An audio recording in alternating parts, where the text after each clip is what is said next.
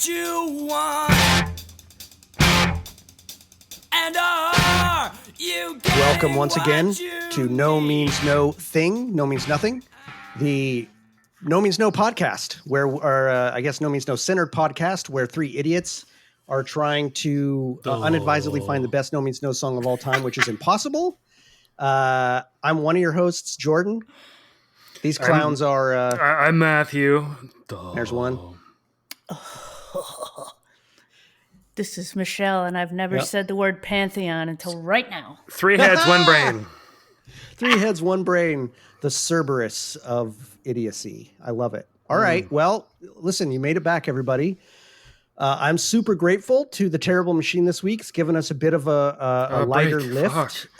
It's a bit of a break. I'm actually kind of looking forward to this just because I don't have a Sophie's Choice in front of me. I'm not ripping a baby in half and eating its entrails. Love all the songs, as I do every No Means No song, but boy, it's nice to not be dreading this and feeling like the sort of Damocles is Well, about to exhale. Yeah. Exhale. give Trepan me. All right. Two of them are covers, weirdly. Yeah. I didn't know Canada. Anyway, we'll talk about that when we get there. All right. There's a lot I don't know about those songs. So, as you all know, dear listeners, we're going to start off with some libations. I'm going to get mine out of the way. I'm not interesting tonight, really, same as always, although I do have some tea also, or some chai. But of course, I got my little snifter of Armagnac. Not a deep pour, but that golden liquid. Our libations delicious. before the bilations. And how about you, Michelle? I picked up a beer that I got when I first moved into town, and I hadn't had it in a while, so I'm going to try it again after about a year and a half. The Culshan Brewing Company Transporter. Oh, Nice. And this I is guess a it's a brown porter. Nice. Yep. Oh, Yeah. excuse me. It's tasty. Nice. Well, No Open. widget. No widget. Widget free. No widget in that. All right. I'll try to make it through a week without. I got to a widget, remember 2 to pour it correctly, or I'll be wearing it. weeks. Oh, Nice. shit. She did I not. forgot to turn the glass. The narrator says she did not pour it correctly. No, I'm doing all right. Doing all right. I think All right, Matthew, what's, this is the first episode that we've recorded since I have the beer fridge. Because we had, we had Nice. Fridge trouble, and I bought a small little mini fridge to keep things that would kill us if we left them in our malfunctioning fridge. And it's now out here with me in the garage. Along Excellent. with the Well, old let's- malfunctioning fridge, which is now functioning, and that's a whole other story. Well, but anyway, a What lot are of you going fridges to in pull here. out of that? What are you going to pull out of that magical dorm fridge? Well, for us? you know, it's a very, very Victoria-centric episode, and weirdly enough, I actually don't have any Victoria beers, which is really unusual. Not a one, not a fucking sausage, but Birth certificates out. so I reckon this one from Breakside, it is a passion fruit sour ale, and it's from Portland, here we go Oregon. again. We're going to reject this one because it's not Canadian. Right. It's not. And today is Canada's focused, man. You Canada got to have Day. a fucking Canada. So we beer. can't do that one. Right out. Out. I wouldn't do it anyways. That sounds terrible. No, it's really good. It's Passion, passion fruit flavored Sounds things. delicious, actually. Yeah. Yeah. This is a Daggerad 6%. It is a lacto fermented Abbey style double with Montmorency cherries. This is from Daggerad Brewery in Burnaby, BC, which is just All right. about, Well, not very that's far very from cred. me. Yeah, that's where I've Rob been lives. there. Is Burnaby. I've been there. Blair used to live in Burnaby. I don't know where he lives now. I got the Whistler Brewing Company Winter Dunkel. And Dunghole? Dunk. Dunk. I think it's Dungle? just a dark Dunkhole? beer with orange flavor. Dunghole. Ooh, orange flavor. That sounds really fucking good. Huh. Yeah. I'm voting for that middle one, though. The middle one? Yeah, What do you think, the Michelle? The bunghole? And I have, bunghole. I think there's one more. This one's from Chilliwack, BC. And actually, we've had some really, really fucking fucked up weather here lately. Yes. And we out have. towards, this is from Old Yale Brewing Company in Chilliwack, BC. And the highway between Hope, where invasives originally are from, and Agassiz, which is right next to Chilliwack. There are 2 landslides, and there were 250 people stranded between the landslides and had to be evacuated with military helicopters. And so this is damn. the Old Yale Brewing Company, the Sasquatch Stout, coffee, chocolate, and mystery.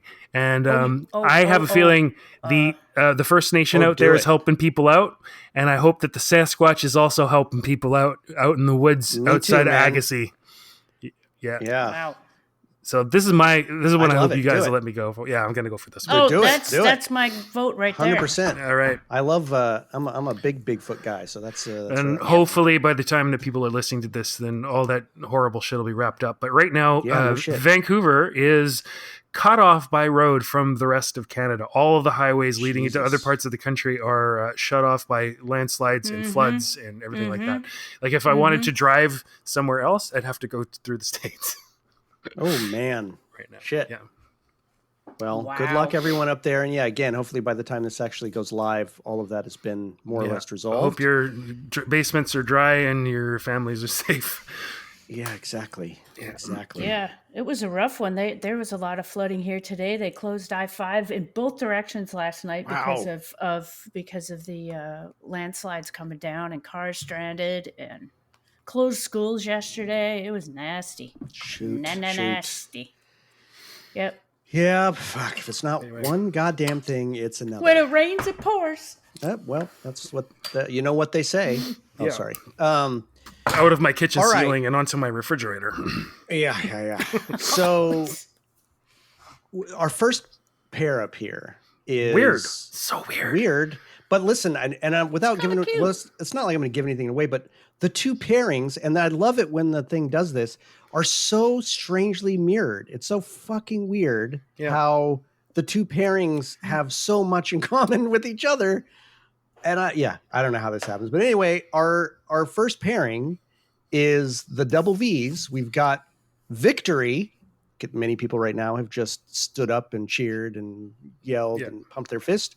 Versus, quick listener, what's the other No Means No song with a V? Little trivia. What is it? It's Victoria.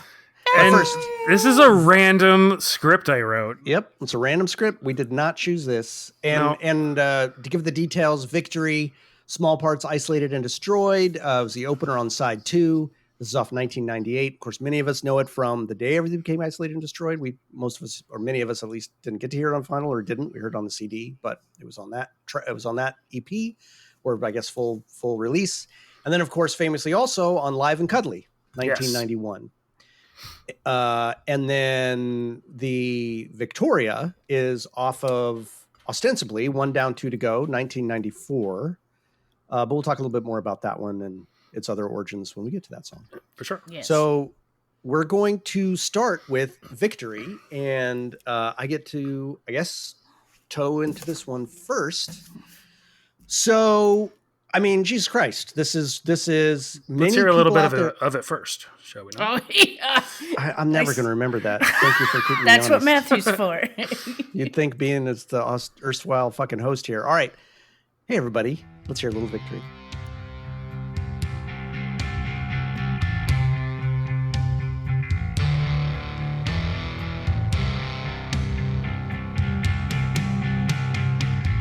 Do I have any friends here? I can't see.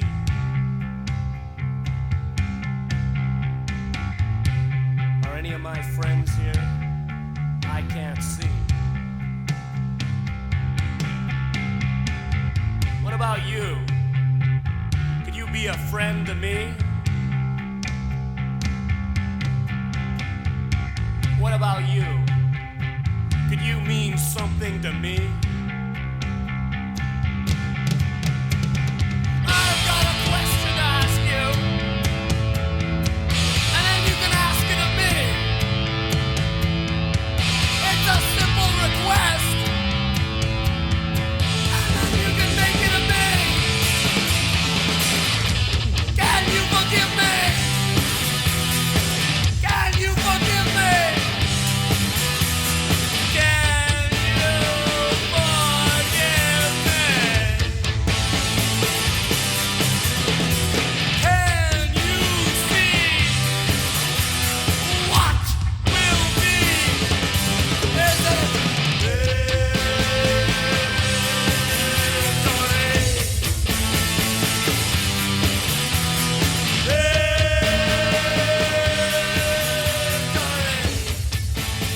right? I've just slipped Matthew $5 for reminding me. So, Victory.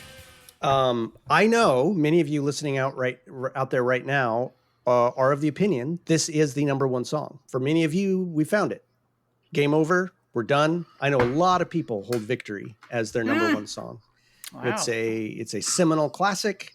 While it's not my number one, I do consider it to be one of their absolute masterpieces. And I think more than that, in a way that I probably will be unsuccessful in talking about, but I'm going to try. I think it's incredibly indicative of what makes No Means No so unique and so great. I think it really exemplifies something that's really special and in my experience, rather unique. Now, again, I've said many times my experience with music is maybe deep, but not broad. Like I don't know a ton of bands, so I'm sure there's other bands out there like this, but not like this, in my opinion.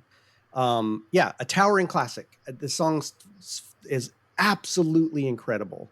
A quick note about something I absolutely love on the Live and Cuddly cover, which I love that version. I think it absolutely slays. But I can't ever tell whether this was spliced or this was how the real, I don't know. There's probably, you could tell from YouTube, but I love the fact that before it starts on Live and Cuddly, you hear 1, 2, 3, 4. Boom. Oh yeah. It's so good. And there's that guy in the background who's like, faster, like some asshole in the crowd. So I could never tell if that count in was a joke by John and then starting the slow beat or not, but it's chef's kiss. Love it. Hilarious. But back to the song itself.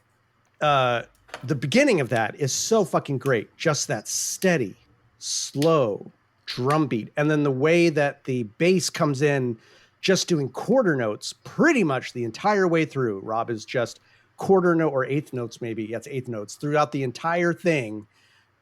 Absolutely beautiful. And the kind of, and Michelle, you can correct me on this either now or later, but that the main verses really feel major chordy to me. Like that riff this is a song that balances this sort of optimistic, forward-looking tone and not pessimistic, but realistic look backwards at defeat. And the music really mirrors that. The way that the tone between the verse and choruses go. Again, like their best music is very fractals, very holographic. It mirrors exactly the tone. I think it weaves in and out of major and minor keys. I think it does. I don't know. You put me on the spot. I'm sure you're right. But let me just say, regardless of the technical element of that, the tone for me is very clear in the verses and choruses. And I mean, what can you say about the song? It's well, a lot. I guess I'm going to try. It's the song where, I really get this sense of. I think you can be at any age, and I think many people have been many different ages where this song really hits them, and the song can really hit you with that sense of fuck. I can look back with this perfect hindsight at all of the fucked up shit I've done, and with whatever wisdom I have now, and I can either steep in that regret, or I can make the human choice to not. I can make the human choice to just turn my face forward, put that one fucking foot forward and take a step, right? But what makes No Means No to me, one of the things that makes No Means No so powerful is the wisdom and honesty with which they are able to describe our real state and how we're very flawed, right? Like we really do experience a lot of fucked up shit in our life, and you have to contend with it honestly.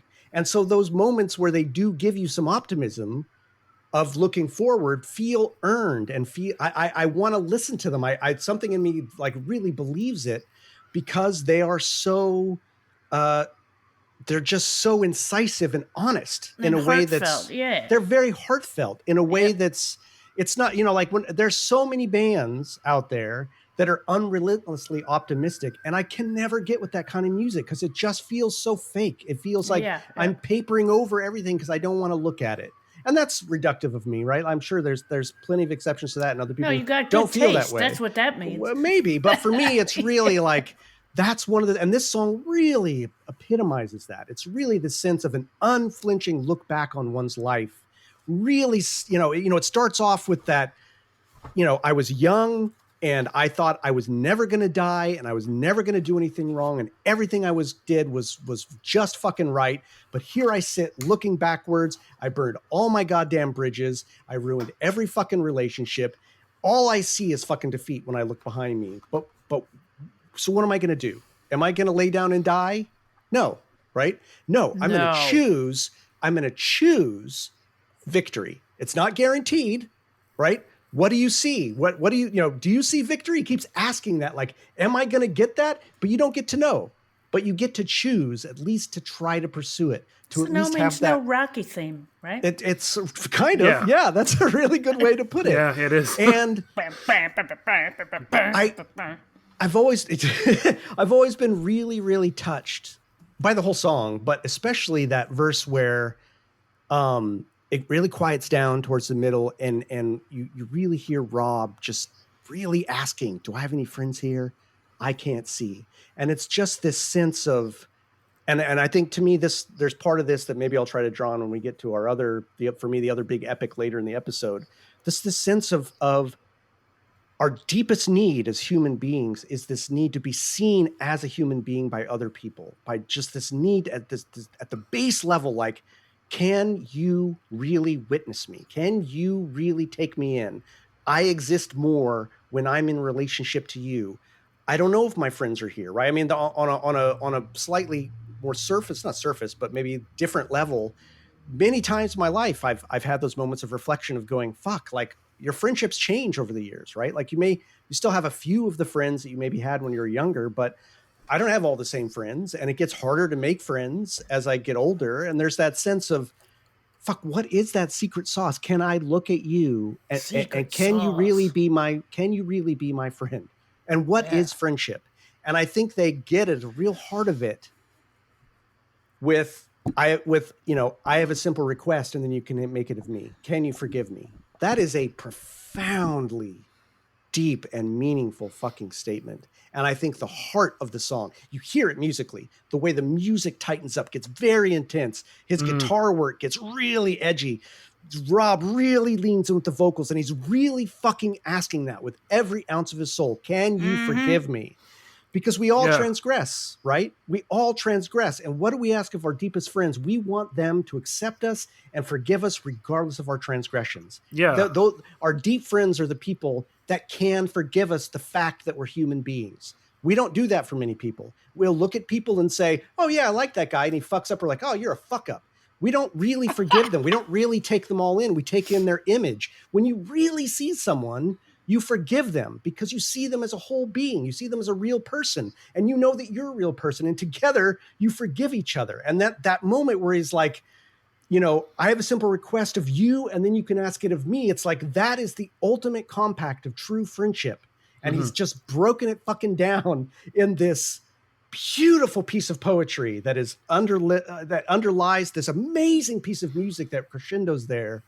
It's gorgeous. It's gorgeous. And No Means No is the master at doing this. It's just fucking beautiful.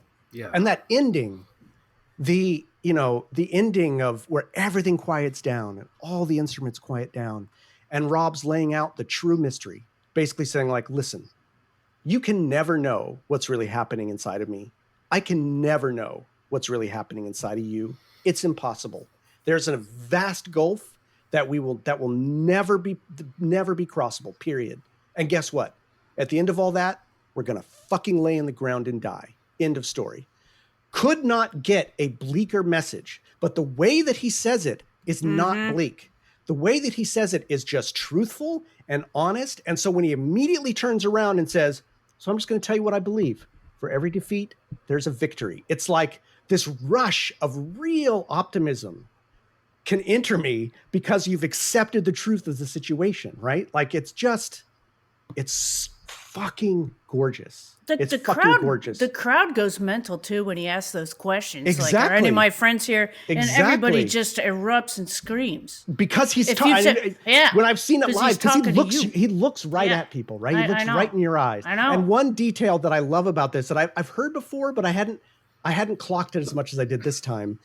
That bass line, that at the end when he says, for every defeat, there will be a victory. They go up.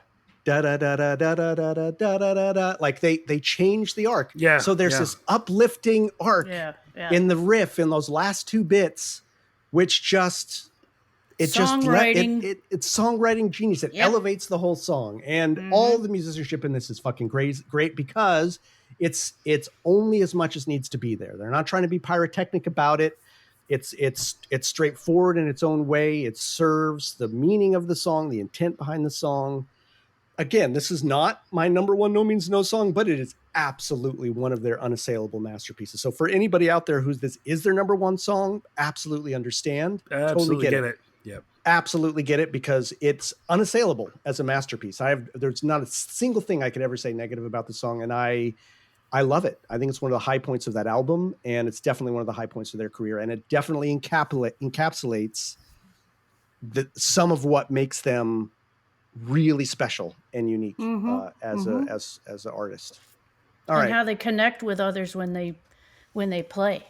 Yeah. Like they're always they're talking to people, asking questions, saying what they feel and just surrounding themselves with the crowd. Asking questions and this is why I think this band could never age out. They're asking questions that will be relevant forever. These aren't questions that are locked into a particular era or a particular time or a particular culture. They're asking the root questions of what it means to be a human being. And they're asking them in such an authentic way that this music could live on fucking forever. You could hear this 100 years from now and still go, yeah, that's incredibly relevant. Those fundamental existential questions, they're not going to change. And they're not going to get answered. That's why the Luke guy was like, wait a minute, they're asking some interesting questions that I'm not going to get from this religion I've been studying. Like, this is cool. Exactly. They speak truth. And even if the truth is hard to hear and is a little dark, you need to hear it. Because that's the only way you can move forward, I think, authentically, is by actually facing your reality of your situation and your past. And they invite you to do that with artistic brilliance. All right, I'm out. Michelle, you're our monkey in the middle. What do you got to say about this one? Monkey says, I can't explain why exactly, but this song kind of gave me the creeps. And I don't know why I wrote that word, but it's how I felt. I think it's because of how intimate it sounds, and Rob comes across as lamenting in some way, and I always heard it as being a lonely piece. I like the quote, so what are you going to do, die? No. And, he does it again. You're going to lay down and die? No. Even though this song gives me the creeps a little bit because it's raw and lonely, I also feel the authentic celebration in it as well. It's an intimate piece, and I always liked how Rob asks everyone to be his friend. I'll end this in admitting something asinine. I'm going to ruin the mo by saying this, but these are my notes for my thoughts on the piece, so I'm somewhat ashamed of this, but when the lyrics belt out defeat, I always think defeat, don't fail me now. I'm not proud of it.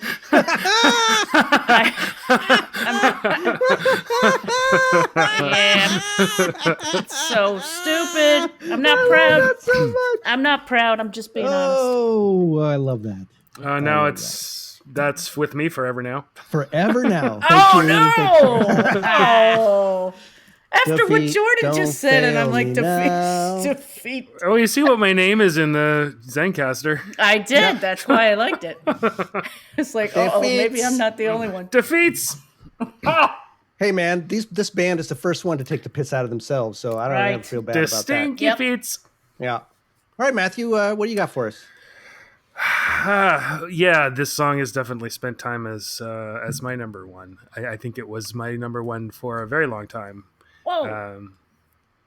And I don't know. It shifts around for sure, but definitely one of the ones that's most meaningful to me. In some ways, it's unusual as a No Means No song in its simplicity. Like it's the simplicity, relative simplicity of the message, and relative simplicity of the music. I think it's a brilliantly written song, and the structure is there's not a lot of virtuosity. I mean, there is, but it's not really over the top. It's not like, wow, those guys can really play.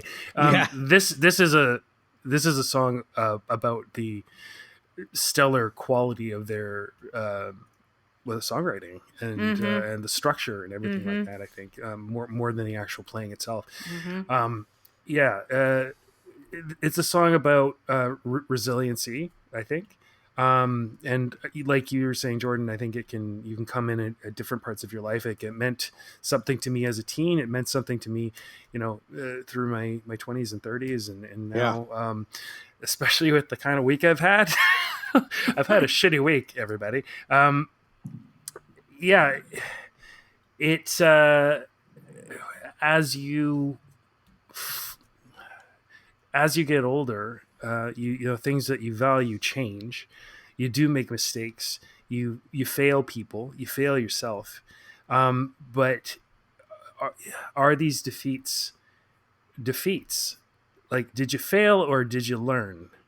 And I think the victory is when you learn, and when you don't regret those mistakes, or at least you get past them and continue to ask questions. Sometimes it's hard to distinguish what you value as your life changes, or what you should have valued. All the things that you should have valued, I gave away for a prayer and a song. But I don't know. Did you really value those things? You probably didn't, or should have valued.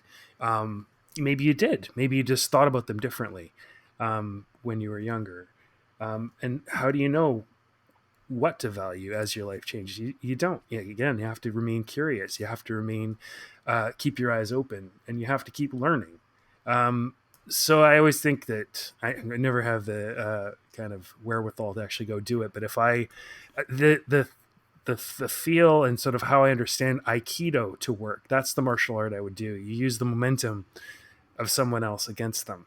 So, you roll with it. You use these blows that life deals you to grow, to learn, and to transform defeat into victory.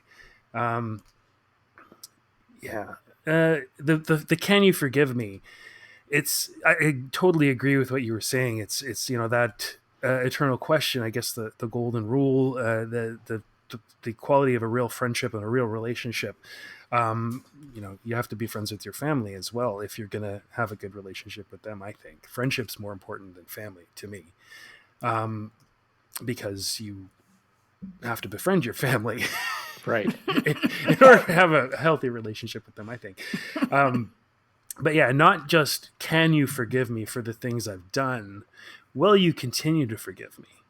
Will you continue to accept me for who I am, and the fact that I'm gonna make mistakes, but do my best and everything like that. There's a pessimistic version that I've always kind of thought that maybe was in the back burner of Rob Swine. I mean, the idea is defeat and victory are balanced. If you experience a defeat, then you will eventually experience a victory. But for every defeat there is a victory. Yeah, because something won. Ultimately everything is balanced, the yin and the yang. Musically, the toms are what this song is about for me. Like there's that booming distant canon of like those huge maybe events in your life. It sort of represents that boom. It's something that happens way far off, and it's got like ripples that run right through you. And then the tom and the snare in the last verse as it gets more and more intense, and can you forgive me? Can you forgive me? Can you see what? And everything stops. Boom. Just for an instant, there's no sound. That's maybe my favorite part of this song. Do you like those little silences in all the songs? It's that moment of that. reflection. Can you see what will be? Is it victory? You'll never know. You have to keep going. It's just like church, man. I feel like I'm in church. Totally. They take us to church, man. Victory church. Yeah. It's more honest than church, though. That's the problem. Yeah. That's about all I have written, except, it's such a serious song, and such one that I go back to. It's a touchstone for me, for sure. Like every time I listen to it. But I do love that beginning, I haven't really written very much about the Live and Cuddly version because this is one of the ones where I actually like the album version better. There are a few lyrical differences, a few little additions on the Live and Cuddly version. Was like, I fell in so deep, so fucking deep. I always think like it's, he's saying that to himself more than anything. Yeah. He's just sort of like so fucking deep, just shaking his head. But yeah, the fact that it's so serious, but then that 1, 2, 3, 4, boom. Yeah, I love that. It's so good. funny. Oh my God. So good. Gets the crowd going, and then like, nope, this is Louder! kissing Sit cousin to down and the shut up. solo in Two Lips, Two Lungs, and One Tongue. Yeah. It's like, oh, fucking with the audience business. Yeah. But I really wish I knew whether that was actually at the show or whether it was. Well, there's a whole recording of it, right, on YouTube. The video. yeah. So Yeah, I kind of yeah. want to Go look back at and that check. and try to see if that's in there. Yeah, I'm really for interested now. Okay, Even if it's not, what a great bit of editing. Like that was a great joke to put in after the fact, even if it didn't happen live in the show. I bet So, it was real though. That's just. There's a too lot of funny. editing of the crowd, like of the crowd on that recording though. So it's This hard true. to know. Oh yeah. I guess so for the album, but Yeah, knives and forks. This Anyway. is one of the songs I might think to recommend to people as the first Sure. No Means No song, because not because I think it's indicative or sort of typical of No Means No songs, because it kind of isn't in some ways. Like I was saying, that the complexity is not the same as a lot of other favorites of mine. But I think it's relatable, and I was going to just say that it's deeply relatable. Yeah. It's deeply relatable. it would be there isn't a lot of stuff that people would object to, like even if Right. I could maybe play this one for my mom and she'd get it and she wouldn't Right. find it too loud and obnoxious or anything like that. I think it's just such a true and beautiful song, and I think that's why it's a lot of people's favorite. Yep. I For think good one reason. for me that I would show somebody in that same light, and I have done this, was Brother Rat. Because Yeah, that it was was always so my go-to. stripped down, and it was just such a good, like, it just pulled you in, and it Tells gave you a the story. good and the bad, and I'm doing this and you're doing that, and just who writes a song like that with just like a bass drum? But it's also It's just tremendously awesome. charming, but tremendously weird. Yeah. Victory is not a weird song No. at all. No, Victory's very earnest, right? Yeah. That's one of the reasons why I would Yeah. also I don't actually never use this as one to bring people in for some reason. I always use Slade or try or fucking Mary, which we talked about last week. Right. But Mary but now this song, or Dark but Ages. this song, now I got this friend of mine who not friend, kind of acquaintance who liked country music into the band a little bit through now. But Oh, yeah, nice. this song, as you were saying, Matthew, it's not, I'm using air quotes here, easily relatable. It's as depthful as any No Means No song, but as an individual, you don't have to look very hard to find yourself in the song, to find the truth in it, right? You don't have to unpack it very deep. And yet it's so incisive, right? It's not treacly. It's not, it's genius. It's fucking genius. Yep. Nice work, guys. Good one. Cool. All right, well, let's go to a completely different type of song. We're going to talk about Victoria off One Down, Two to Go, 1994. Newlyweds, nearly dates. Season green, skies are red. Constant rain on my head. Stately homes for the rich. Bowling green, cricket pitch. Victoria, what a bitch. Victoria, Victoria, Victoria. I was born in a place where the cops spray their mess on the kids and the kids, and they act just like pigs. Beat 'em up, knock 'em down. Victoria, what a town.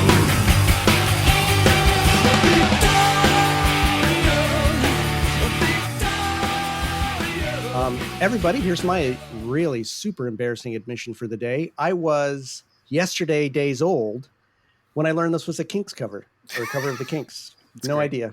Just right over my fucking head. No idea. I know who the Kinks are, but I don't know their whole catalog, and I certainly didn't know this one. Oh, Kinks So rock. for a while, this song existed for me only as a No Means No / Hanson Brothers track. And I say that because clearly this is Hanson Brothers. Come on, everybody. Let's not fucking kid ourselves. Don't fool yourselves. This is As I Hanson say, Brothers.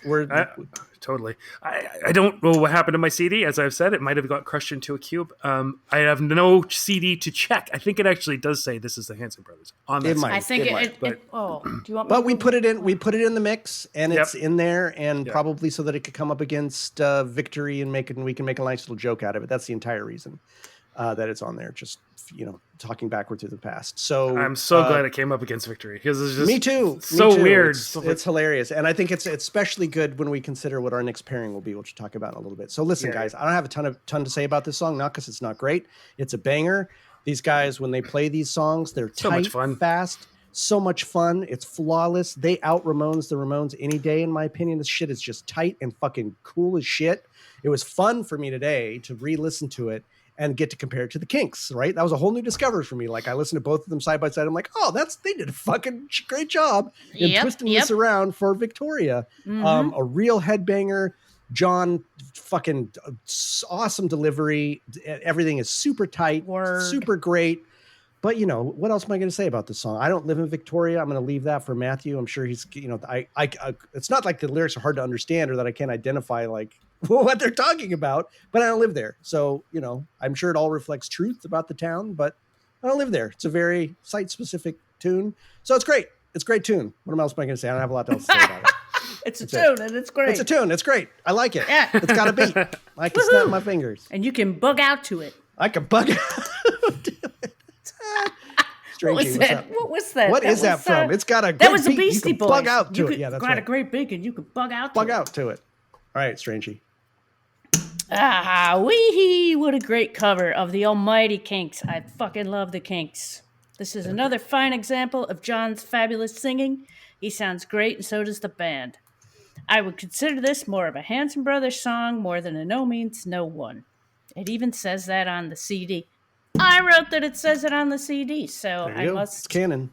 know what I'm saying because I wrote it down. So that's truth. Very straightforward and a punkier version of the more humble original. I think this is a great Hanson's No Means No nod to their home, and I do want Matthew to talk a bit about it.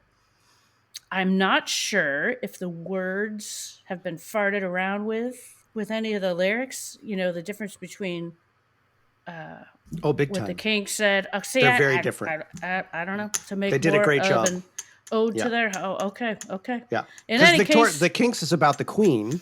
It's about Queen Victoria, very clearly, and about the British Empire. And this one's about Victoria, BC. And it seems very I wanna site hear it. specific. Yeah. Yep. In any case, the Kinks rule, and I love the cover. Nice. All right, Yes. Matthew, pressure's on. Yeah. all the things to say. Well, I'm gonna maybe say some stuff, but then invite you guys to ask me if you have any questions about any of the stuff in the song. Yeah, sure. I got a few, maybe. Yeah, well, maybe why don't we do it that way, and then I'll say what I have to say. So a lot of I love the talk where it's talking about the cops at the gigs acting like pigs, beating up on the punks, right? Like, is that something? Did that happen a lot? Police like raiding punk gigs and being assholes, bad cops in Victoria. Victoria is a small place, but it's politically divided, and it's quite. There are 4 core municipalities. In Victoria itself is just one of them. Greater Victoria is sort of composed, I think, of 13 different municipalities. And the 4 core ones, it really depends on where you're from in terms of whether you got your ass kicked. I think, I'm from one of the places mentioned in each of these municipalities, even if they're very, very tiny, had their own police force. So the Victoria cops kind of had to, they have definitely a more varied, socioeconomic kind of population. There aren't all that many poor people or not nearly as many. I think any kind of hoods that are in the 4 core municipalities are mostly in Victoria. There's some in Esquimalt, some in Sandwich, none in Oak Bay, I'd say. That's where I'm from. Oak Bay. How about that? Yeah. From Oak Bay to the Gorge. But yeah, in terms of the police beating it up, if you were from Oak Bay, if the cops knew who you were, and they actually kind of looked after us a bit Huh. more, Wow, and they imagine don't that. really sort of cross over the border too much, and there wasn't a lot of shit for them to have to deal with. Like most of what Oak Bay cops have to deal with is like secret domestic abuse perpetrated by rich people. But yeah, no, like the cops weren't awesome to the kids at gigs, because most of those kids like come over from Oak Bay or from right. someplace else. But yeah, the real, I'd say, punk scene and the metal scene was mostly like lower economic groups. Right.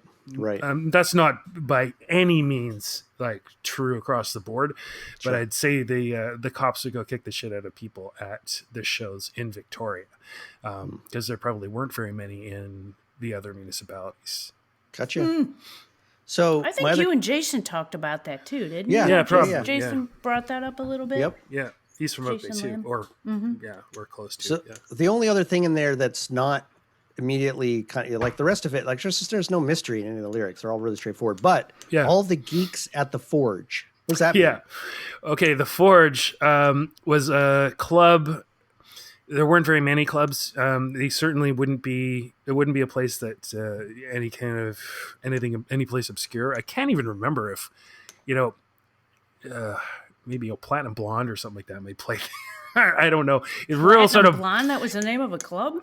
No, that's the name of a band. But sort of like, April Wine. I don't fucking know. Like the sort of radio stuff. It'd be people whose tastes were not kind of on the fringes would go to the Forge.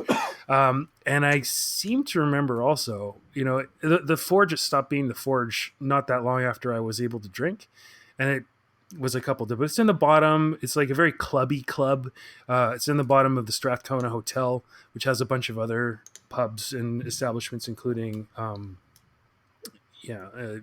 couple like sort of dirtier bars and then sort of more sports bar.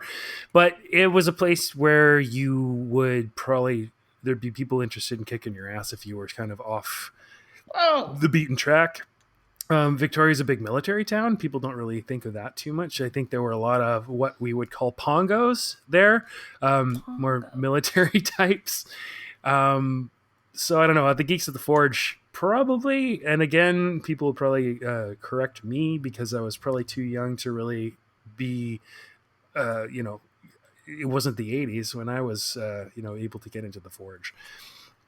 But yeah, it was really kind of a class and interests kind of thing, kind of like an in-group, out-group kind of thing. Nice. Yeah. That's all I got. Michelle, you got any other questions? Well, how the hell could I ask him any questions? I don't know. No, I don't even listen to lyrics. I don't listen to lyrics, but I want to tell you something. I don't listen to lyrics, but I hear the singing as another instrument. I found that out about myself. I'm not paying attention to what they're saying. But how? I know they're saying words, but yeah, I'm listening to how they're saying it and the inflections and the, where they're putting the emphasis on. It's really weird. I'm so used to listening to music without singers, like with my job and stuff. So I just never really cared about what they were saying. I know it's stupid. It's like half the song, but I get it. And I think I can't stop myself. there are not many other bands that I'm as obsessed about the lyrics as I am about No Means Oh no, No. I'm missing out talking to you two. But to your point, the other thing that about No Means No that's so fucking unique, and I know a lot of people think this, I'm not unique about this, but there are other bands that have really great musicianship. I won't even name them. Some of them we've talked about before that just don't grab me because the singers sound like singers. The singers just sing the songs in a way that's like, they're good singers, but they're singers.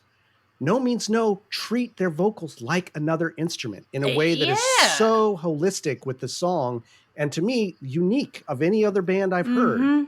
And so you can get so much, even of the meaning of a song from the way it's delivered. From the inflections of how it's delivered. That's exactly what I'm talking about. So yeah, you're right. You're right on the money there. You're right on the money. And I'm probably lazy to look it up, but I don't care. I'm just listening listen. as a whole. Yeah. That's. I think it's fucking brilliant. Why are you laughing at Matthew? No, nothing. It's interesting to hear you guys talk about it, but I do have more stuff to say about. Wait, the I song. wanna ask- Please, thank you. Sorry, Yeah. we're just What was that steamrolling your bar you- fucking segment. Go for it. What man. was that bar you took me to with all those bras hanging down off of it? The Well, fuck was that that's place? that's one of the ones in the Strathcona. There's another That's like right above. That's right above the forge. That's so I must have been in the hotel right above it because I was staying like diagonally from that place when I went to Yeah. that party. That's at Big Bad Logan's. Jones. Big Bad Jones is the name of it. And then you and I went to Yeah. the Garrick's Head as well. Yeah, we went to this Irish bar because I like the Guinness, so we got some Guinness there.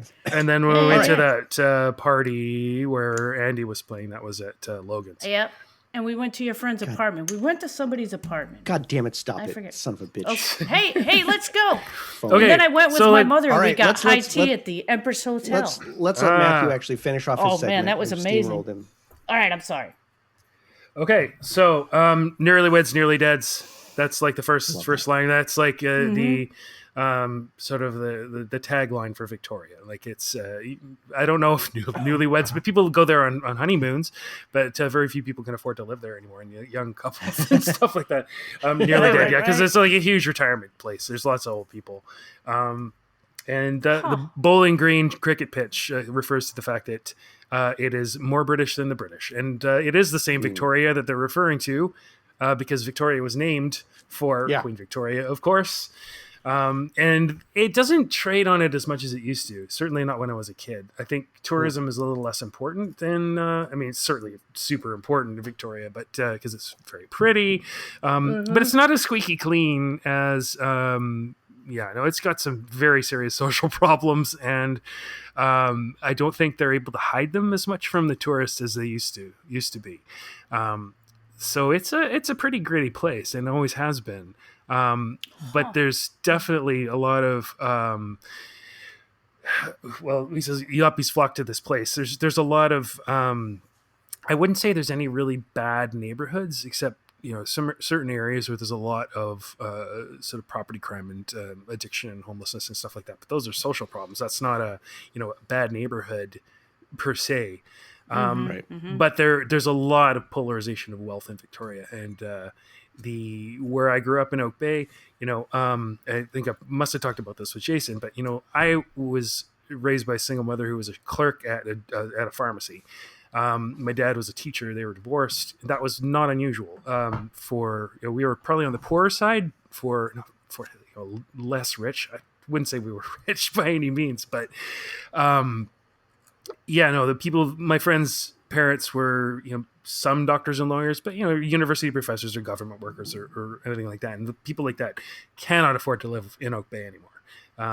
And it's starting to really, really change. And anyway, when they talk about Gordon Head to James Bay, and then Oak Bay to the Gorge, that's Gordon Head's in another adjacent municipality called Saanich, and that's probably like the northernmost part of what you'd sort of still consider like the core of Victoria. It's just a suburb, but it's north. And James Bay is probably the first residential area in Victoria. It's actually south of downtown, close to the docks and everything like that. So it was like the oldest houses are all in James Bay. People may wonder where James Bay is. It does not exist anymore. And in fact, Michelle, you've been there if you've been to the Empress, because they filled in James Bay and built the Empress on top of it. No shit. Oh, wow. But it's still a neighborhood close to Oh, that's a pretty hoity-toity area, man. Holy shit. What, the Empress? Yeah. Okay, that's very, very touristy. Like very few. Oh, no, I've only been there twice. And Yeah. like once was with you to do cool stuff, and once with my mom to do like high tea. Sure. She made me dress up too. Fucking bullshit, man. Yeah. And then Oak Bay, as I say, about I think 17,000 people, has its own government, its own police force and everything like that. That's where I grew up. And then the Gorge is a bit more, I'd say probably in sort of it's Victoria and Saanich, but maybe historically been one of the more poorer areas in so that's kind of interesting too. So Oak Bay to the gorge, it's like east to west, but also the gorge is I think 7 or 8 kilometer extension of Victoria Harbor. It's just a strange geographical feature that the current runs one way at high tide and the other way at at low tide, and it was originally historically surrounded by mills and industry, so it was very, very badly polluted. So that's where the poor people live. That's where the co-op housing is. That's where the shitty apartments were. It's still some of the social problems are certainly along the gorge. That's changing as there's more money in the gorges, and it doesn't stink at low tide anymore like it used to. But that's kind of an interesting thing, which probably changed since they wrote the song. I don't know if they intended the sort of the social thing or just the geographical one. I found it's kind of interesting, though, that they all left Victoria. I left Victoria. Victoria doesn't feel like home to me anymore. It famously, Tom Holliston described it as a pissant little town. And it can be really close-minded. It's got a lot of open-mindedness. I have a lot of friends still there. There's a lot of things to love about Victoria, the accessibility of nature and all that kind of stuff. But at the same time, it's pretty claustrophobic. So sentenced to Victoria, it's on an island. You have to take time and spend money to get away from it.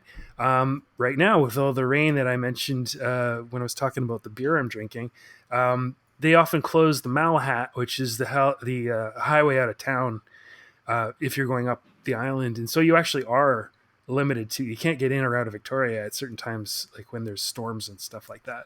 No kidding. Yeah. So it feels claustrophobic because it takes a lot of work. You can't just drive away. It takes some planning. It takes some timing. It takes some money. It's a little bit of a harder place to get to and a harder place to get away from. I should mention also, I mentioned the Malahat. That's just the name of the stretch of highway if you're going up island, which is what we say, up island or down island.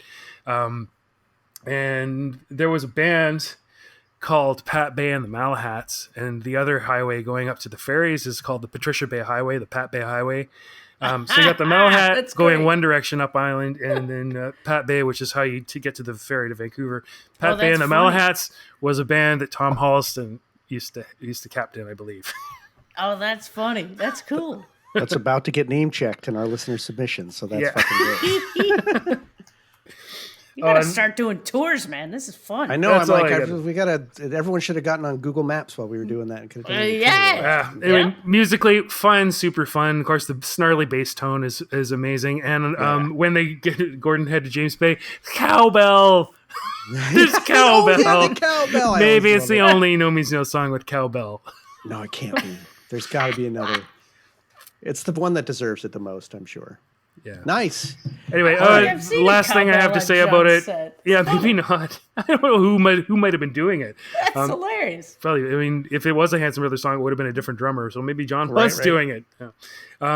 When I looked up, I think it was on AllMusic. It actually gave credit to Ray Davies. Even with the change. Well, they do that for the melody and the songwriting. Yeah, totally. That's true. Yeah, copyright stuff. All right. Well, guys, put on your big boy pants. This is going to be a tough one, right? So, I guess I go first in my vote. I'm not going to put her around this. Oh wait, one last thing I was going to say. Yeah, when Gordon Head to James Bay, the Wrights lived in Gordon Head or close to Gordon Head, so they weren't actually in Victoria; they're in Saanich. And Andy has told me he lived on Craig Miller Street, so he's also from Saanich, not Victoria. Oh, nice. Well, I don't even know what that is. I need the map. Yeah, it's just a Saanich. Another municipality. Get in the kitchen, make me a sandwich. Great. Hey, actually, Michelle, you're across the water. You see things called Samish? Yes, like streets and stuff like Samish. Yeah, sure. Same word, same people. Just slightly different dialect. Nice. Yeah. All right, we'll make this quick. We're already 51 minutes into this episode. I'm going to vote first. My vote is clearly for victory. Yeah. Michelle. Yeah, I thought that would be it. I circled victory too, but I do have a nice soft spot for Victoria, but I circled victory. Yeah.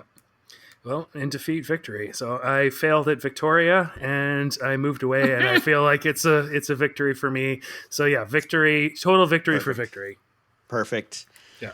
Victory, as Ding, it ding, should. ding, ding. Now, listen, Victory probably would have won against some even stiffer competition, but I'm grateful that we didn't have to agonize and that it gets to breeze through to round 2 because it well deserves to be there. And I wouldn't have wanted to stick any other song under the bus to push it through. So I'm very grateful to the Terrible Machine. So we're going to move on to listener submissions, everybody. But for those of you who aren't on our Facebook groups or Instagram or any of that kind of shit and found us some other weird way, I'm going to let you know a new way, which the others on those platforms I just mentioned will have known by now, that you can contact us. Because as you know, we want to hear from you, right, Matthew? I'll give him this number in a minute, but you tell him what we're looking for.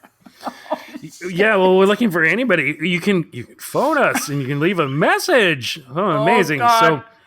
So, the questions that we like to start with, just to give people, you can say whatever you want, but Chuck, don't call us late for dinner. Don't be a jerk, Chuck. Don't put anything on there that's Your No Means No origin story. not safe for work. What No Means No means to you. If you have an anecdote, a personal, meaningful story related to No Means No, those are the things that we usually ask for. But I mean, you can take issue with our choices. You can God. insult our voices or do whatever you need to do. Yeah, that's right. That's right. And so get your pencils out. Opening a can of worms, man. Well, listen, we don't have to listen to these messages. Wormies. So can of wormies. So listen, everybody, get your pencils out, get your decoder rings. Here is our brand new phone number where you can call us and leave us a message. That's right. We have a phone number. It doesn't spell anything out. I couldn't get one that spelled something out. So you just got to take the numbers. 415. You're really going to do this. I am. 415. Shut up. 415-493-8630. Gauntlets down, everybody. Just fucking do it. Jesus. And on that note, we're going to move to a written submission that came in from a friend of the podcast, JD. JD, thank you so much for this. This was fucking awesome. So I'm going to go ahead and read this one. Yep. And for obvious reasons, this is the one I picked today. Sorry, I was born and raised in Victoria. Yay! This is JD. Nice. I grew up less than a kilometer from the Kerr family home. I would walk past the Kerr's house on my way to elementary school, the same elementary school Andy attended. Andy was in the same grade as my older brother. I think I first met Andy in 1975 when Andy attended my brother's 12-year-old birthday party when we played mini golf at Beaver Lake. I went to the same high school as Andy, Kev Lee, Scream, Pete Campbell, etc. Andy played percussion in the high school band. During his high school years, he formed the Infamous Scientists, and they played at the school for talent shows or drama fundraisers for 50 cents a ticket during lunchtime. Oh my God. He was super talented, was at the top of his class academically. He was selected to be the class valedictorian his graduating year. Oh boy. I saw him deliver the farewell statement at the graduation ceremony. My friends and I were very familiar with many of the Infamous Scientist songs long before Noise and Rhythm EP was released in 1981. Probably saw them live 15 plus times. We grew up taking the BC Transit bus downtown to see countless gigs, to see local bands play, including the Infamous Scientists, and on occasion No Means No, as they didn't play shows as much as the other local bands. Jesus. I remember at the Ray Ellis gig, I spoke with Stephen McKierney about No Means No soon-to-be-released Betrayal, Fear, Anger, Hatred EP.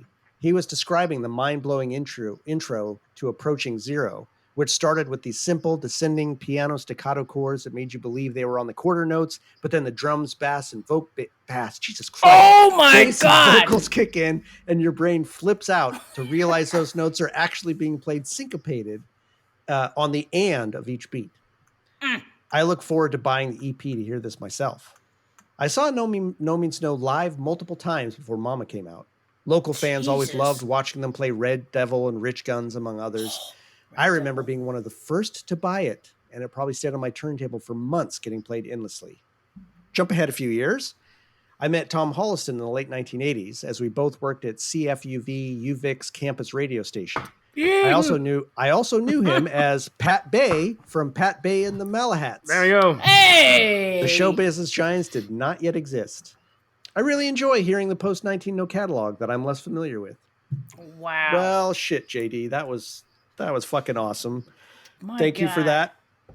And as you can see, absolutely spot on perfect for the episode we had today. Mm-hmm. So we want to hear from more of you, but very few of you are going to get to give us something as close and related to the band as that is. That's fucking nuts. And Andy was the valedictorian. Does that surprise anybody? Doesn't surprise me. I want to know what he said in the speech. Yeah, where's that speech? Let's see He if we probably can does too. track that down. So why don't you just don't? Stop it. It's All right. easy. Let us gently glide into the second half, where we have a very mirrored image of the first half Right. with two songs. The first song is Canada is Pissed off One Down, Two to Go from 1994, but from an early demo, although Matthew, you'll probably have more to say about this, apparently an Infamous Scientist song also, right? Or, well, anyway, I'll let you tell us about that when we get to it. But anyway, so the Canada's Pissed, super fucking old, versus The World Wasn't Built in a Day off of Dance of the Headless Bourgeoisie, 1998. So this time Matthew gets to go up and Michelle will still be in the middle and I'll play pickup. So Matthew, what do you got to say about Canada is Pissed? Let's hear a little bit of it. Matthew.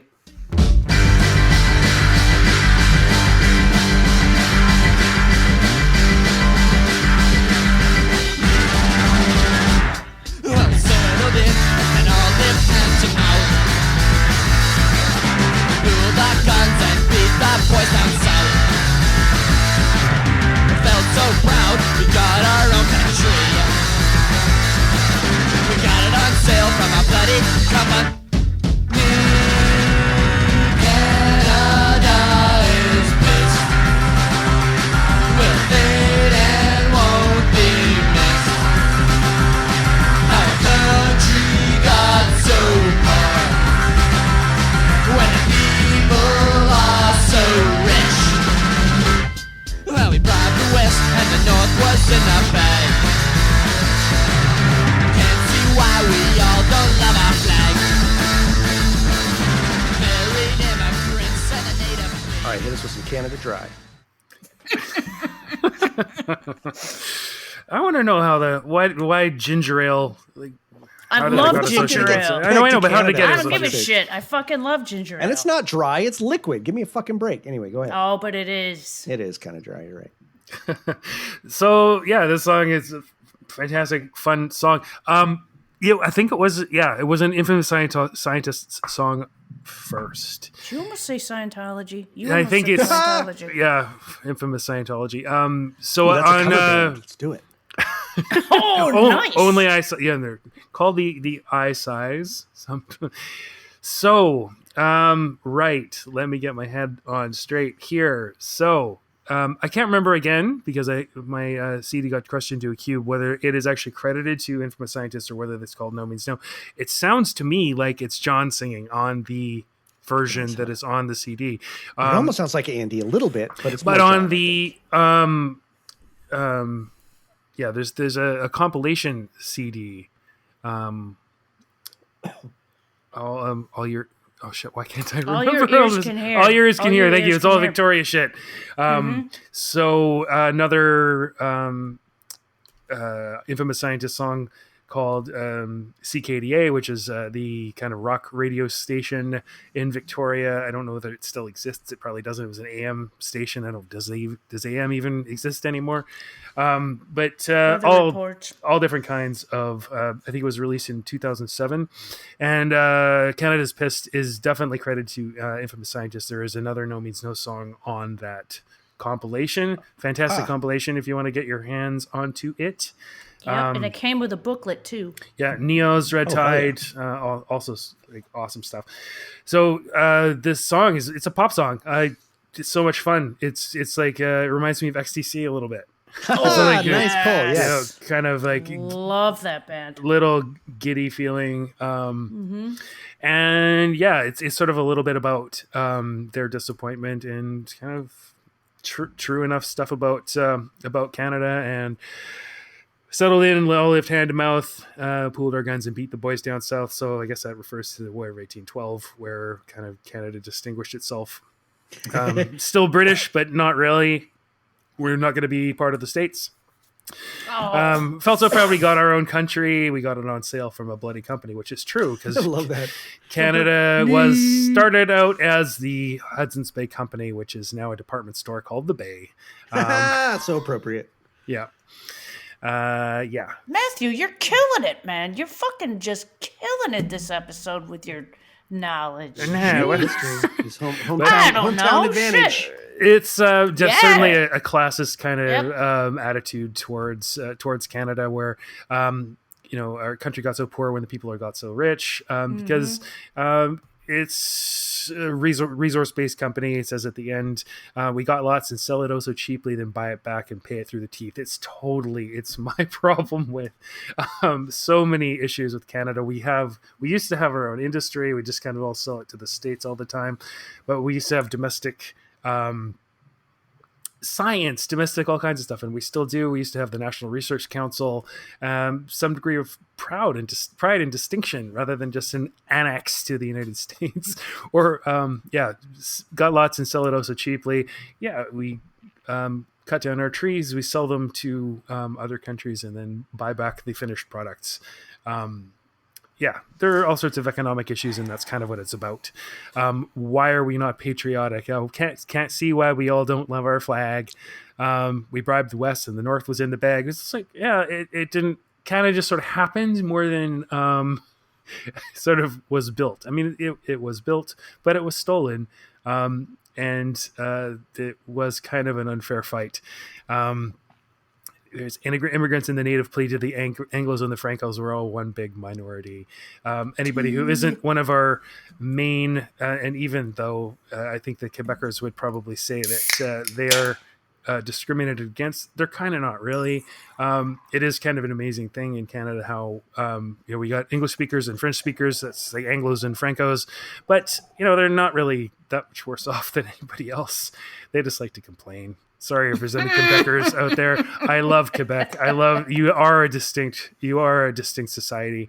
Anybody who has been there would find that to be true. But I just love you so much, and I'm so glad that I am part of you and you are part of me in this country. And I would not like to see Quebec leave, because it makes Canada cooler with y'all in it. And Rob was born there, right? Wasn't Rob born in Quebec? Oh, was he? I don't think I knew that. so.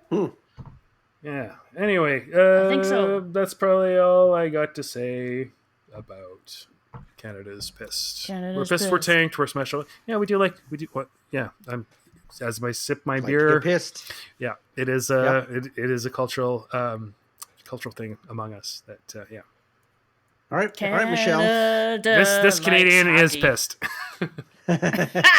You have been before on this show, haven't you? Oh yes. All right, Michelle, what do you got for us?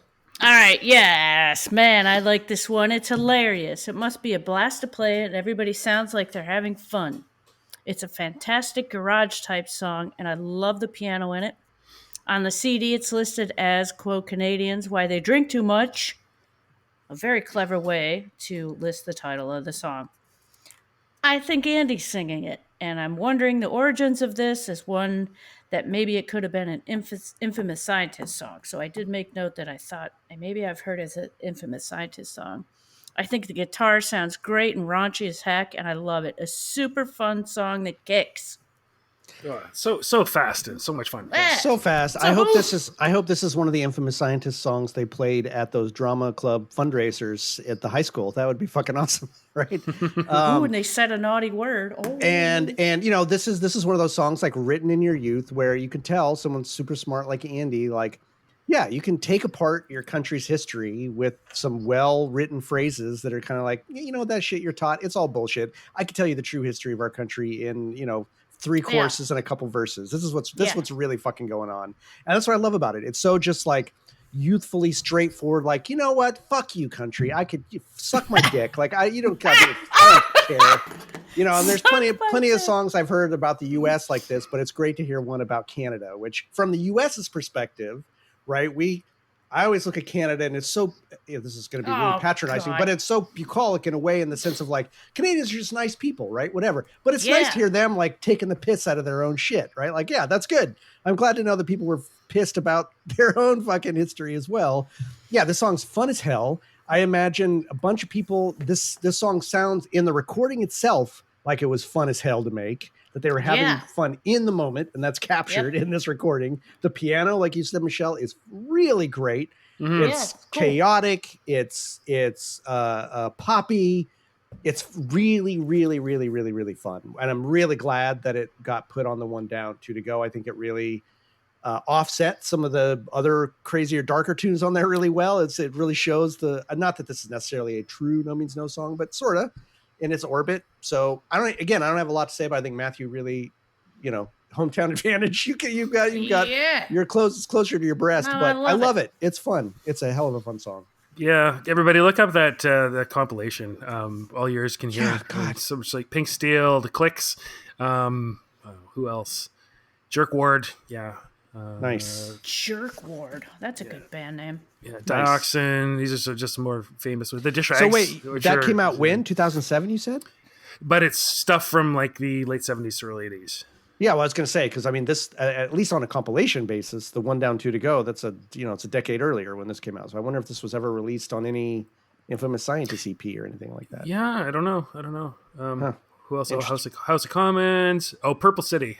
That's a reference to you used to get high or drunk and go and stare in the spotlights in front of the Empress Hotel and then look at the city and it would look purple.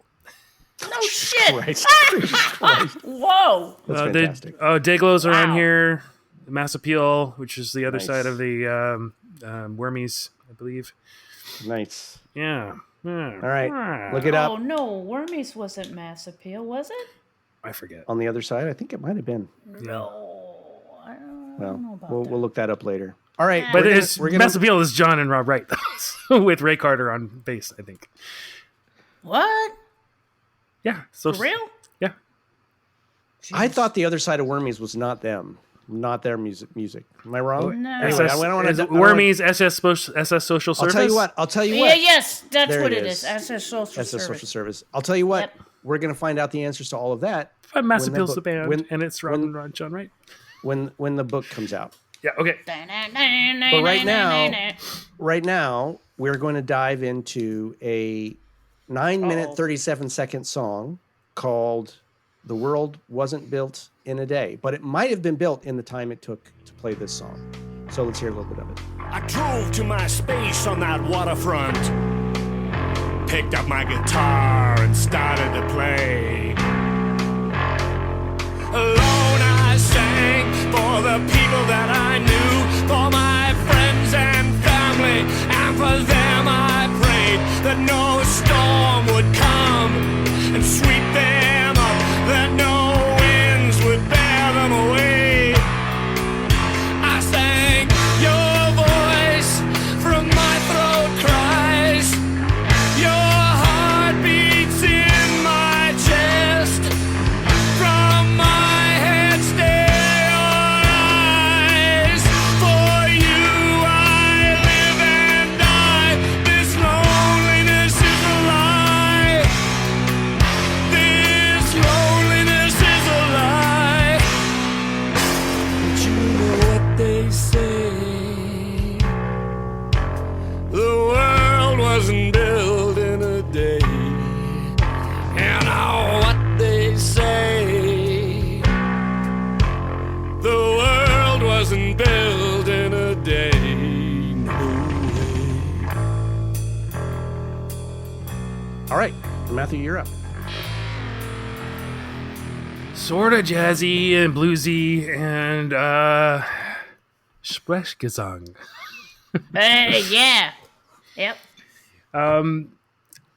I love this song. I don't think I paid as much attention to it as I have, but I listened to it over and over again in preparation for this episode. Although I listened to it more than 2 weeks ago, because things got real difficult the last 2 weeks. So I'm honey. I don't have as many notes as I might, but I love how the chorus is sung, but the verses are that sort of talk singing, and I love Right, how he sings when the character that is him is singing, like busking, I guess, by the waterside, by the shore. Rob. Yeah. I don't even understand what I wrote anymore, so I'm not gonna do it. Like, Oh no. I love how the sort of bass and repeated bass line with rim shots, and then the guitar noise, sort of snarly and lots of effects. I think it's sort of the random chaos behind the everyday, and that's a little bit what the song is about. I think he's sort of like, he has a waking dream occurred to me that everyone's dead, and he's kind of happy about it. He feels liberated, but then he meets a woman at the Safeway. Again, mundane, just like shopping. He drops her off in the sexy swinging grocery bags. It's like these. Am I going to, now that all my friends and family are dead, am I going to go and take advantage of this mundane situation where clearly she's interested in me? No, I'm not going to do that. I'm not going to try and recreate the mundanity of the life that is left by my friends and family no longer being here. And then he goes and sings by the waterside a paean to his lost loved ones, and he hopes that these things don't happen to him, or don't happen to them, I should say. Like, would I build a new life without the family and friends? Well, not that way. I'm not going to do it that way. Rob. Yeah. I love how the Alone I Sang, the music gets louder and the guitar starts to be in time with the bass and the drums, rather than being kind of chaotic, snarly sounds in the background. That's pretty great. And then it kind of comes back. The noisy guitar comes back after his revelations. Like, your voice in my throat, all that stuff about how people are intertwined. Who is the dream and who is the dreamer? I'm not sure if it's a song about love or if it's a song about relationships in general, where you are intertwined with other people. And in order to discern yourself, sometimes you have to forget them and define yourself and be liberated by that. Anyway, you know what they say.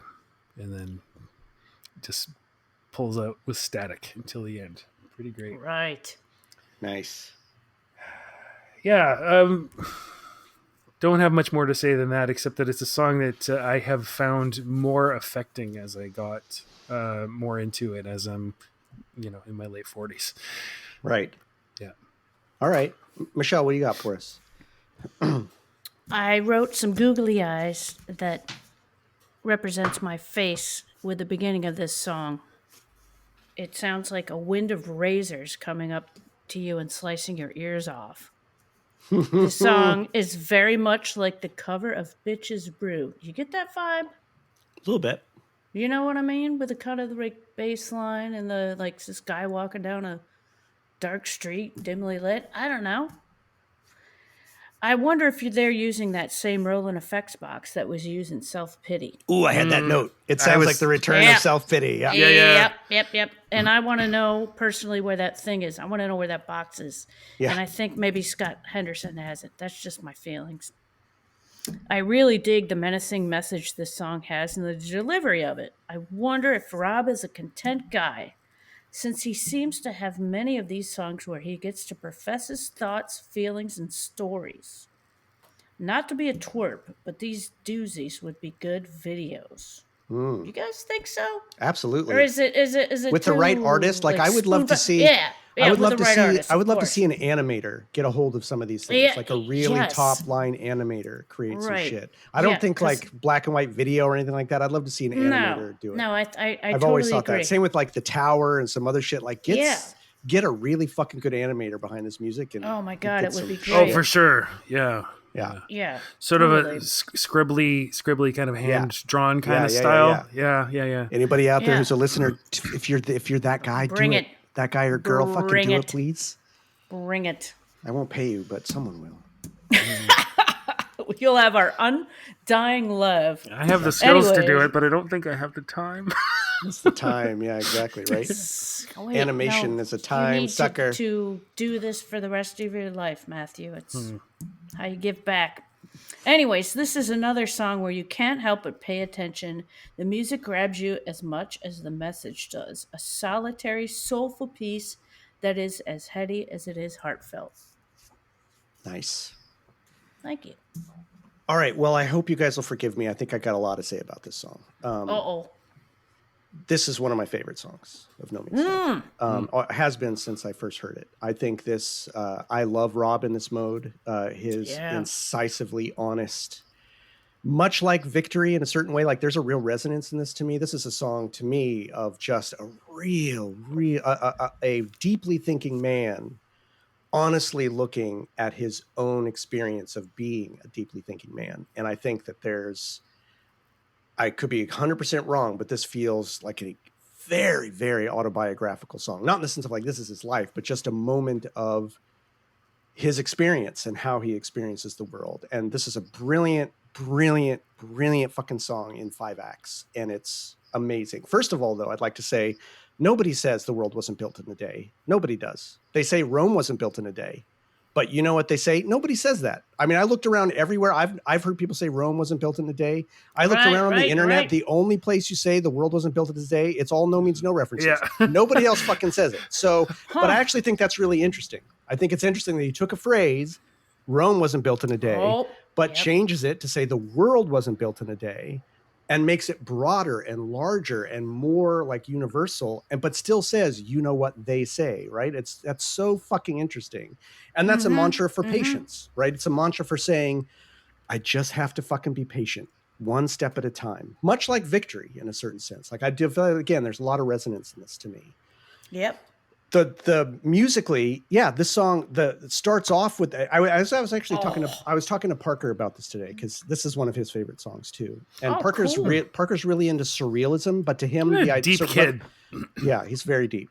But to him, surrealism is the experience of the uncanny and the deeply emotionally strange embedded in the normal. Right? That's what to him surrealism means. And that's the heart of this song. It's this feeling of the deconstruction of our sense of being in the world. Why does Parker like No Means No? Right. But within the world itself, right? Like, so the tone of it musically, you start, as you talked about, Matthew, with that growly, just deconstructed guitar that just pulls your ears apart, but then right into like a mundane bass line. Boom, boom.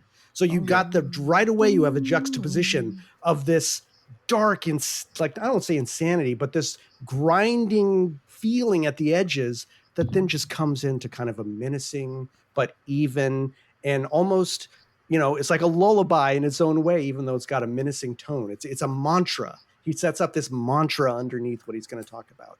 And it's very lonely. But it builds, as he does often, he so smartly builds it verse to verse, musically, not just lyrically. Musically, you can't help but pay attention. Exactly. In the first verse, there's almost no, in the first set of verse, there's almost just the guitar. In the second verse, they add in a snare hit. And in the first verse, the guitar actually starts to come in underneath. And by the end, like almost everything is playing. So he's adding in on verse to verse as the thoughts intensify, as the meaning intensifies. Right. So do more elements of the music come in. And you can really trace that out in this. And this is a song in 5 acts. It starts in the morning. He's driving around in the morning. He's looking at the streets. He's doing his routine, right? Probably driving to work, maybe. I don't fucking know. And then he has a waking dream, which is different than a dream. Right? A waking dream is something that occurs to you while you're awake, and so you still feel some responsibility for it. You don't feel responsibility for your dreams when you're asleep. They're a dream. A waking dream is different. A daydream, when you daydream about something, it's a daydream, but you were still conscious. You still had some responsibility for it. So daydreaming about everyone you know dying and then feeling free there's a real guilt that's created here. And you can feel this guilt of this feeling. He's contending with it throughout the entire song. It'd be different if he had a dream about it, but he doesn't have to say he had a dream. He had a daydream.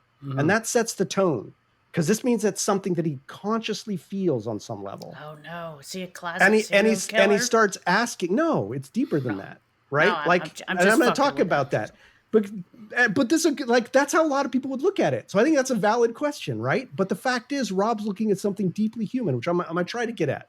And again, forgive me. I know I'm going to ramble on this one, but this song means a lot. let it Please ramble out. away. So Ramble out. then he's like, he asks at the end of that verse, I wondered what it could possibly mean. He doesn't know yet. He's like, fuck, what does that mean that I felt free? That everyone died through these drunken car crashes? He said, what is that? He's looking at this question going, that's fucking fucked up and weird that I have this feeling of freedom when I'm thinking about the death of everyone. So then he moves to this verse, Act 2. And also that weird guitar comes in between each verse.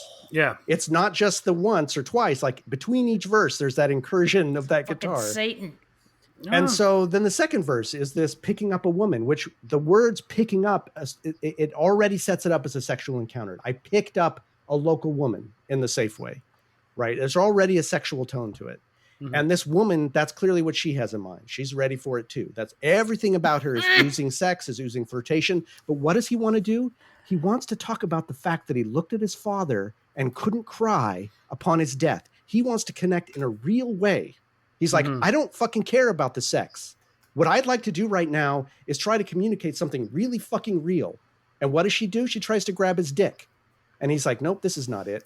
This is not real. What? That's in And the so, lyrics, for yeah, it Christ's says sake? like she let his hand stray on my, she let her hand fall on my Jesus leg, and there she let it Christ. She let it stray. And so stray. then he's like, nope, I'm not coming up. I'm done. No way, no way. That's not what I'm looking for. He's trying to find something deeper. The sex is not it. That's not it. So he moves on to the third verse. The third verse, he's feeling haunted by this dream he had. He's feeling so guilty. So what does he do? He tries to consciously exercise it by pulling up to a spot he knows well, my spot on the waterfront. He parks on the waterfront, pulls out his guitar, and he tries to exercise this feeling that he's just confronted by talking about my voice through your voice, through my throat cries, through my eye, through my head stare your eyes. He's basically just saying, and he ends with saying, this loneliness is a lie. These feelings that I had, this daydream I have, it's not real. What's real is my connection. I really, really want that. So he's making an affirmative statement of saying, I choose to say that's not real. But then he drives away and it comes back. It's still there. So now we're into the fourth act. And the fourth act, he is now fully immersed in this. It's now evening time. The shadows are lengthening. He's driving home.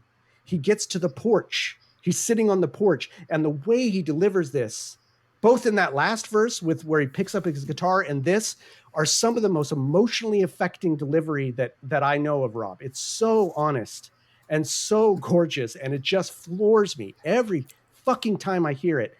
And when he talks about another waking dream of driving through a city of labyrinth streets where no one talks and no voices speak. There's no stars in the sky. There's these empty towers. He's living in a world where there is no other soul but himself. All that's there is him. And that's the only freedom that he can feel. That's real freedom. And to me, this sets up this dichotomy of how we need others in our lives. And this, I'm speaking deeply personally for my own on this front. And so this is why this song speaks to me. This of course, deeply human need to connect with others, but also this deeply human realization that others are our prison. They are our chains. And hell is other people. Hell is other people. Right. And that everything that we need is also what chains us to the world. And that the only true freedom is not having those chains. And yet we could never bear that. Yeah, but we could never really bear that. But at root, it's still the truth. I want to say that I had a personal experience of this song, or let me say rather, it came back to me very strongly going into work like I had to go into work a couple times a week when COVID first hit, and there was nobody downtown San Francisco, empty. There were Yeah. literally empty Oh, I towers. bet it was There was surreal. literally no one walking. My office building completely empty. Yep. I I know felt that feeling. I felt fucking free. And I walked down that street and there was this feeling of, holy shit, I am living this fucking song. I get it. I mean, I got it in a way before, but to stand there on the street and realize, fuck yeah, what the experience of being in the world, but without all the people, was this intense relief of these pressures I normally get crushed under. And that's me. I'm very much an introvert, right? I'm very much an introvert. I need other people, but I'm an introvert. So You for are me, not. Are I you am. really? Oh, 100%. Oh, I whoa. need to have time completely alone, or else I go fucking Hey. crazy. Mm, I me go. too. that? I get so agitated. I feel so chained if I don't have time to my real time to myself.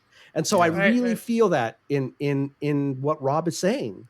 The sense that what I want most in the world is also what makes it hardest for me to live in the world. And he's so honestly and brutally and beautifully putting that out in this song in a way that is only fucking Rob Wright can do. He is I getting bet he's an introvert too, actually, now Probably. that you mention it. Yeah, yeah. He And- goes up on the stage and lets it out, but then he just like goes Yeah. back into his cave. Yeah. He's asking one of Jeez. the most foundational ontological questions that you can ask. And he asks it very directly. This, are you and me, or am I in you, or in you and me? What it really exists. Are All any I of know my is my friends here? experience. Yeah, or any of my friends here. It's exactly the same thing. Like, there's a vast, literally infinite gulf between me and you. I can never know what's happening inside of you. I can never actually know that you're real. If you're if you've thought deeply, like Rob has, you come to a realization that you can never actually know that another person is real. You assume they are, you want them to be, and you feel that they are, but you can get down to a place where you say, but I don't know. I can never know what's in you. Am I in you? Are you in me? What should I believe? Tell me.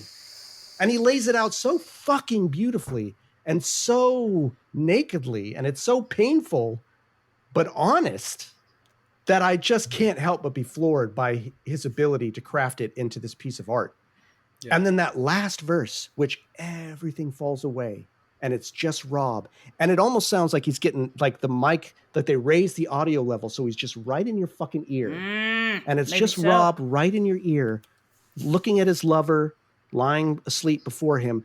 Probably it makes it sound like the relationship, you lie before me sleeping in a dream. The person he's probably closest to, but he still doesn't really know who they are. Reminds Am me I of in you? I need you. Exactly. Yes, yeah. exactly. Yeah. Exactly.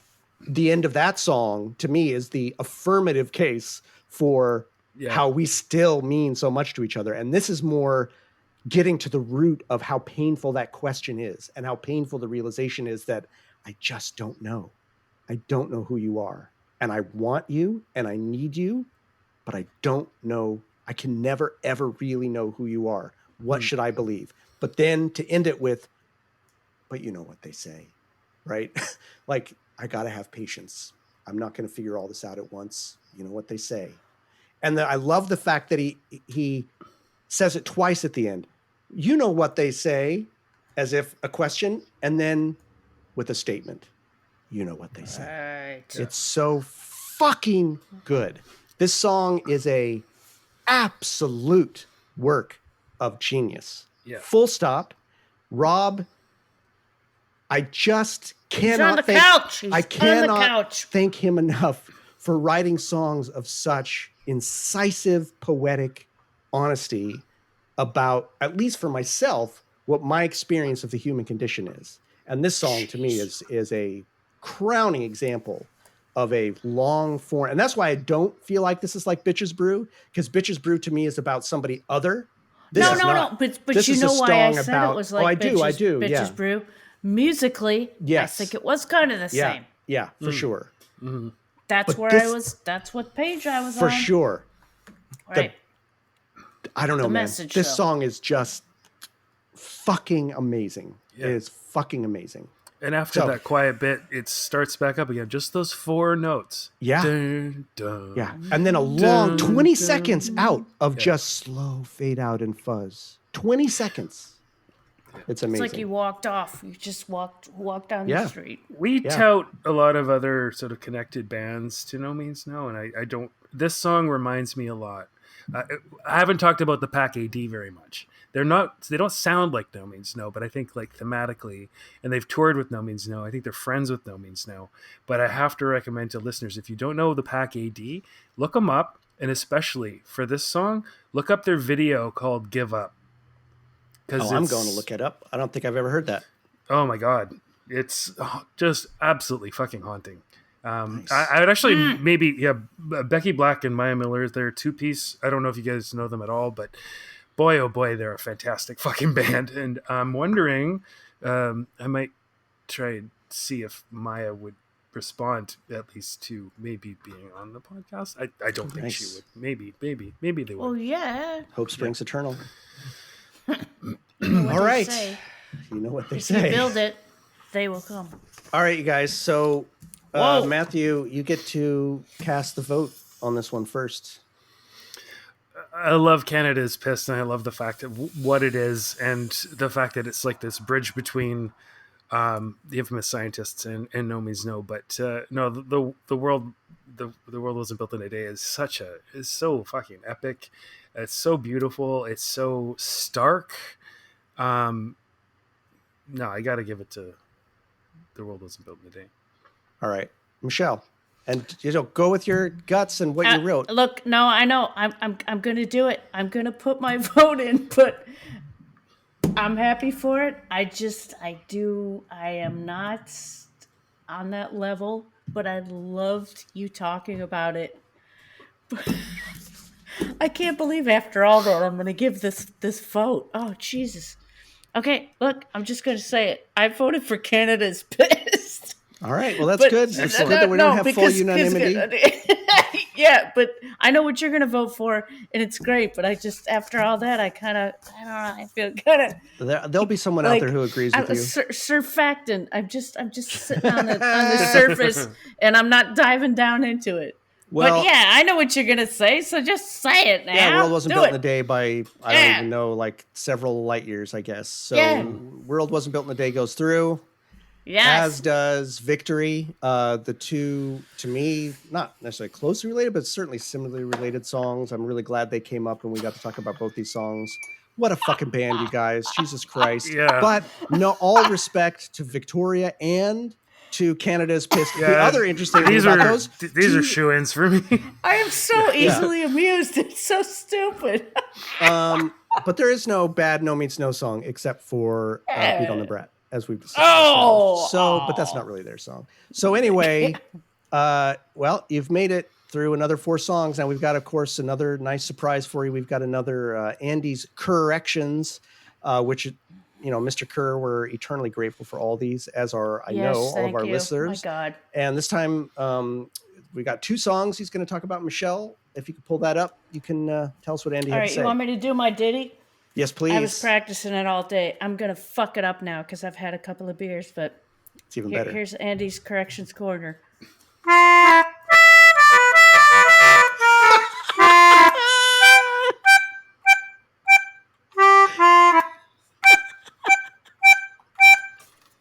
Oh, Andy's Corrections. How Nice. stupid was That that? was fucking awesome. Do you know what that was? That was course for I you, do. Jordan. Of course I do. Thank you, sweetie. Ma. Okay, where love do it. I have this? Do I have to click this thing? I don't know, Okay, it's I in the can't email. send you more, but I'm going to read it. I'm reading the email. Okay. Andy's Corrections. 2 lips, 2 lungs, and 1 tongue. Of course, this song is very influenced by Wire, but the lyrics may have been subconsciously been inspired by XTC's No Language in Our Lungs, or could just be coincidence. That's an amazing song, says Michelle. The hook in the song is a drop quarter note at the end of each chorus. Would there have just been a steady 4 beat all the way through the chorus, the song would have been infinitely more straightforward and less catchy. The quote anti-solo, end quote, was like the break in Love Thang, a way to interpret the musical proceedings and at the same time serve as a bit of a poke at complicated solos in general. It should be said that, not being the most technically proficient guitarist on that particular front, I often had to find other more extract ways to add a certain texture to a song. The end is not only ripped off of Gang of Four's Return of the Gift, but also in some way the ending of infamous Scientist Noise and Rhythm. Nice. Okay, that's it. Man, awesome sauce. Okay, the next song he discusses is stock taking. This is an old story told many times, but here it goes again. And thank you, Andy, for doing this. The lyrics are about the end of a relationship.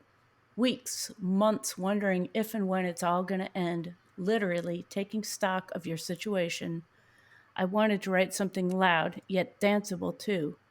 The original title was punk rock, quote unquote, with the word split between the two stabbing F major bar chords. The bridge of the song was taken from Devo's Snowball, plus James Brown's Sex Machine. Oh, God, I gotta stop. That's just, that's so amazing to know. Jesus Christ. Okay, I'll say the sentence again. The bridge of the song was taken from Devo's Snowball plus James Brown's Sex Machine. I had been listening to both Freedom of Choice and the greatest comp hits of James at the time. I remember having a discussion with John about how the song ended. I thought it would be best if it just came up to an unexpected stop, like many relationships. John was a bit disappointed that we couldn't carry on, quote, in the groove for a while. Oh, and as for when the first beat falls in the song, these are all capital letters for the sentence, don't get me started. Then he puts a big smiley face. Yeah. Because he's that cool. Because he's that cool. And the God, I valedictorian. love knowing the ingredients. I fucking love the That's ingredients. amazing. This is, I mean, Jesus Christ. If you'd have talked to me in the 90s and thought that I'd get to hear this kind of inside baseball, I'd have been felt like, you're fucking crazy. I know. Woo, baby. That's what a lot of artists do. They just kind of take from other people who get it and relate with them and That's beautiful. beg, borrow, and steal. It's awesome. It really is cool. So extra ingredients, we should call it Andy's coriander. Coriander. I love it. Maybe It's so. that's a little bit better because he doesn't actually correct anything, right? That's a little bit of Right. yeah. Well, Andy's Jesus. candy. Or everyone. cardamom? Cardamom. Andy's curds. I don't know.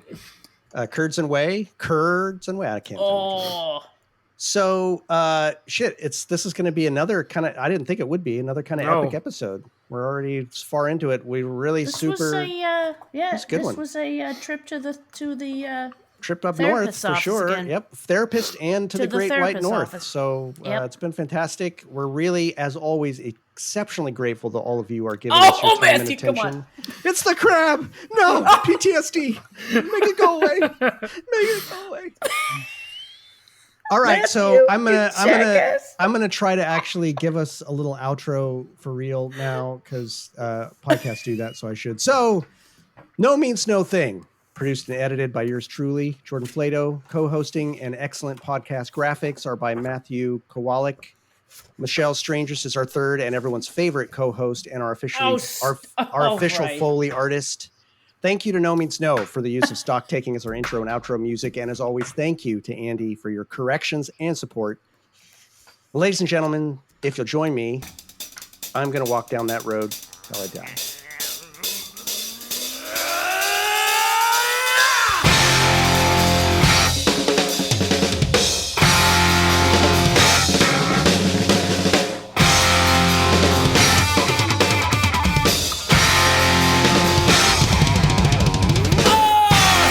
You sick and tired of the same old thing?